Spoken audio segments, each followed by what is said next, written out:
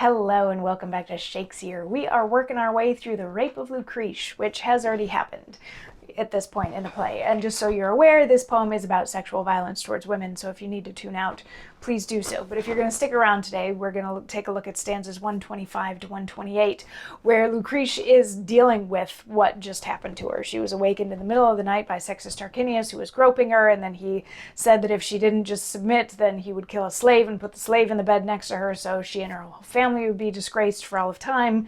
But then he had his way with her, and he bolted because he couldn't deal with it, and he thinks that the sooner the day can come, the better, whereas she is dreading the day coming because as soon as it's light, people will be able to see that she's been shamed because she doesn't know how to hide something like this. So she's been lamenting it, and in yesterday's stanzas, she was getting into how it's her fault now that Collatine is also shamed, her husband, and that's a bit of transitive property stuff that doesn't totally make sense to me, but I kind of understand where she's coming from. But then she got into the fact that, nothing is perfect and everything is eventually going to get destroyed. They're good and bad kind of exist together all the time. And she continues on in that vein in stanza 125 by saying, "Unruly blasts wait on the tender spring.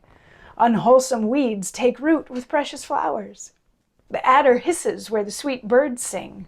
What virtue breeds, iniquity devours. We have no good that we can say is ours, but ill annexed opportunity, or kills his life, or else his quality.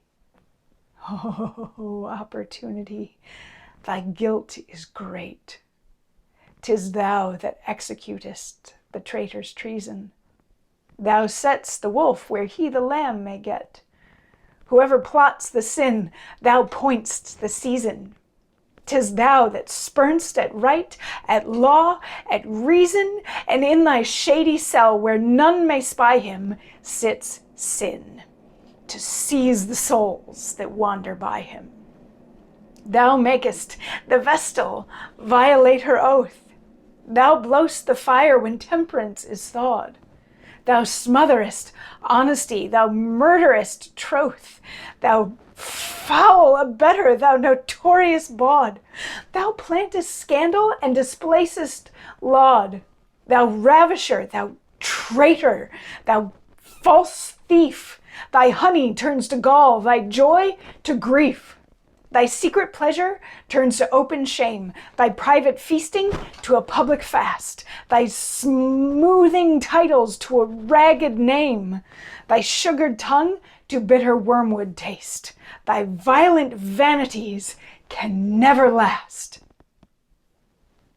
How comes it then, vile opportunity, being so bad, such numbers seek for thee?"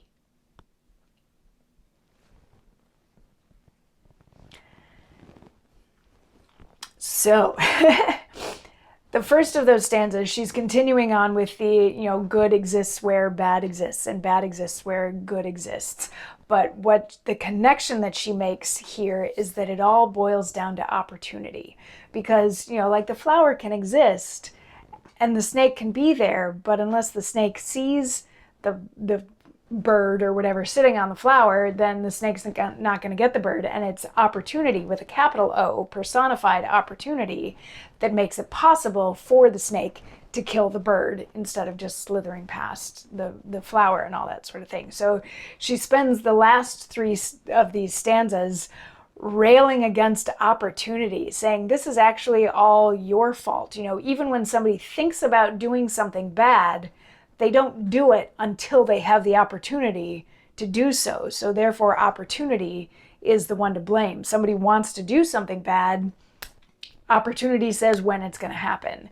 And sitting in the shadow of opportunity is sin, because, here's the idea for a bad thing, and then the opportunity to do the bad thing. Oops, the person has actually sinned. So sin can then take the souls of whatever person is there. And the last two stanzas are really, they're lists of her calling opportunity bad names and railing against opportunity and pointing out all of the horrible things that opportunity sets up for people and the repercussions of taking advantage of some of the opportunities that come somebody's way.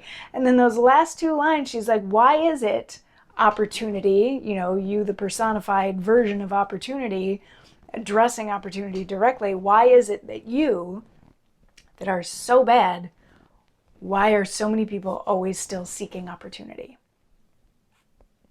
I don't know. I'm curious to hear your thoughts on that. I have some thoughts myself, but I'm curious to see what you think. And curious to see if she's going to offer up a solution in the coming stanzas. So if you're also curious about that, come on back tomorrow and we'll find out. I'll see you then. Mwah.